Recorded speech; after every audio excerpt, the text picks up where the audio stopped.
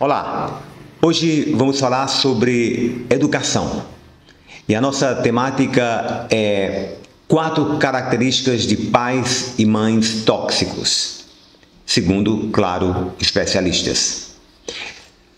Todos nós sabemos o quanto é difícil educar e é muito mais difícil quando a gente não reflete nossas atitudes, quando a gente não busca aprender melhor e mais sobre a educação. É fundamental que a gente faça essa reflexão sistematicamente. Que tipo de pais temos sido? Porque, como tenho dito aqui outras vezes, o que a gente faz e deixa de fazer tem consequências. É natural que a boa educação passa por esta boa formação. E é claro, também, que se a gente é uma boa referência de afetividade, se a gente tem no nosso comportamento com os filhos uma postura de autoridade, estabelecendo limites, fazendo com que nossas crianças, nossos filhos tenham experiências de frustração, através do nosso não, etc. Mas é fundamental que a gente possa refletir que tipo de pais temos sido. E outra coisa, a gente precisa acreditar que pode melhorar enquanto pais. Então, para ser breve, eu vou fazer a rápida leitura desse material, desse artigo que vem da BBC de Londres, com profissionais do Brasil. Ele diz o seguinte, sobre as quatro características de pais e mães tóxicos. O primeiro é abusivos, pais abusivos. Sem dúvidas, os pais que abusam sexualmente e são violentos com os filhos são os que afetam mais profundamente. Mas não é necessário que um pai abuse fisicamente de uma criança para causar danos muito difíceis de curar, alertam os especialistas. Agressões verbais e emocionais também são prejudiciais, apontam. Elas vão desde desqualificar uma criança, abre aspas, não vai dar certo para você, deixa para lá, é melhor que eu faça isso, a insultá-la com palavras que ferem sua integridade, como chamá-la de idiota, dizendo que ninguém vai amá-la ou que se arrepende de tê-la tido. Canales diz que o risco é que tudo isso se torne uma voz interna. E Saraco considera que, às vezes, é mais fácil curar uma infância com agressões do que com abusos psicológicos. Abre aspas. Há pais que se tornam violentos quando bebem. Nesses casos, a vítima pode entender que o pai bate nela quando ele se descontrola e que ele tem o problema. Por outro lado, se ele crescer ouvindo humilhação, ela a assimila como algo próprio. O segundo tipo, os pais manipuladores. Algumas mães tóxicas manipulam seus filhos para mantê-los por perto. Outra característica de um pai ou mãe tóxico é a manipulação, que Canales chama de abuso emocional. O eixo dessa forma de abuso tem a ver com a culpa. O adulto se faz de vítima na frente da criança para chantageá-la e conseguir o que quer, descreve.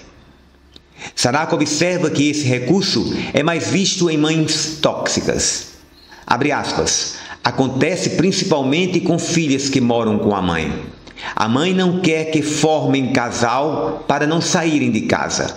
Então, ela começa com comentários e observações negativas sobre o casal ou interferências que buscam separá-los, diz. Isso faz com que a filha viva a relação com culpa.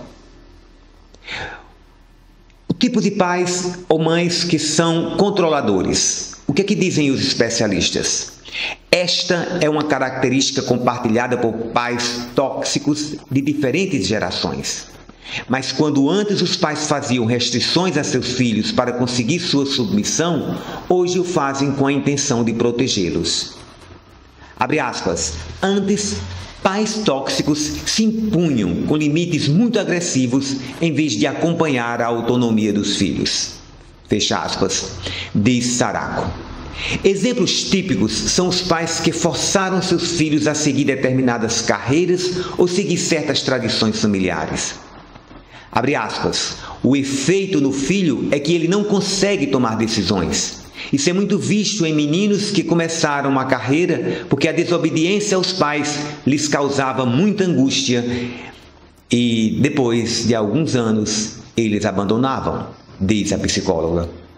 Hoje, a toxicidade envolve superproteger os filhos, querendo evitar qualquer sofrimento ou frustração, segundo os especialistas. Abre aspas. A superproteção também é um abuso, porque a criança superprotegida aprende que não pode enfrentar a vida sozinha, explica Canales. Abre aspas. Parte do aprendizado de todo mundo é por meio do erro, e o erro gera frustração. Você tem que ensinar a tolerar a frustração, senão seu filho não vai conseguir se desenvolver na vida cotidiana, diz. E o quarto é o pai ou a mãe negligente. Outra característica dos pais tóxicos modernos é que são muito permissivos e têm medo de impor limites aos filhos, o que os torna negligentes, segundo Canales, pois negligenciam as necessidades físicas, emocionais, sociais e acadêmicas dos filhos. Se o pai negligente de antigamente era o ausente ou aquele que não dava atenção ao filho, hoje é quem deixa ele comer o que quiser, faltar à escola, não fazer o dever de casa e desrespeitar os outros, exemplifica. Ao serem negligentes, eles dão às crianças um poder com o qual uma criança não consegue lidar de forma saudável. Os pequenos se tornam os adultos no sistema familiar, alerta. Nesse tipo de educação, todo mundo sofre, acrescenta o psicólogo. A criança cresce sem conseguir se encaixar em uma escola, em uma universidade, em um mundo de trabalho, em uma sociedade em que não pode fazer o que quiser, diz. Os pais se sentem aprisionados pelas birras do filho e até a sociedade sofre, pois está se formando uma geração de tiranos que não respeitam a autoridade, não têm capacidade de se frustrar e, sendo crianças muito egocêntricas, têm pouquíssima empatia e capacidade de ceder ao problema dos outros e ver o bem comum, diz o psicólogo. E para terminar, como lidar com os pais tóxicos? Se você cresceu com pais permissivos e superprotetores, o que você precisa fazer é tomar a decisão de sair dessa superproteção, diz Sarako. No entanto, ela esclarece que isso é algo que só pode ser feito quando se é adulto. Não se pode pedir a uma criança que saia do vínculo tóxico protetor, adverte. Nesse caso, há várias dicas práticas para lidar com pais abusivos, controladores e manipuladores. Primeiro, é importante que você perca a ilusão de que vai conseguir mudá-los. A psicóloga argentina Camila Sarako tem conselhos para filhos de pais tóxicos. Também não tente argumentar com eles, nem entender como eles pensam, porque eles têm outra forma de ver as coisas e você deve evitar entrar em discussões que não levam a lugar nenhum, diz. Você tem que tentar sair desse lugar de tentar agradá-los e gostar deles o tempo todo, que é o que eles querem ou fazem a criança sentir. E é fundamental que você aprenda a estabelecer limites emocionais e, se necessário, até físicos, completa. No entanto, o principal trabalho é consigo mesmo, afirmam os dois especialistas. Devemos tentar fortalecer nossa autoestima e segurança para não ceder às manipulações e não hesitar naqueles momentos em que as frases desses pais podem nos intimidar ou desestabilizar, diz Sarako. Já Canales afirma que o mais importante é desaprender o que te ensinaram a ser amor e reaprender o que é o verdadeiro amor para estabelecer relações saudáveis. É fundamental, então, que a gente faça essa reflexão. Veja o vídeo várias vezes. procure ajuda psicoterapêutica. Não é possível que a gente não reconheça que o nosso grande amor, ou os nossos grandes amores, que são os nossos filhos, continuem sendo educados sem uma formação adequada e levando em consideração a não frustração, a superproteção. Frases que, embora com boa intenção, prejudicam a autoestima das nossas crianças, etc.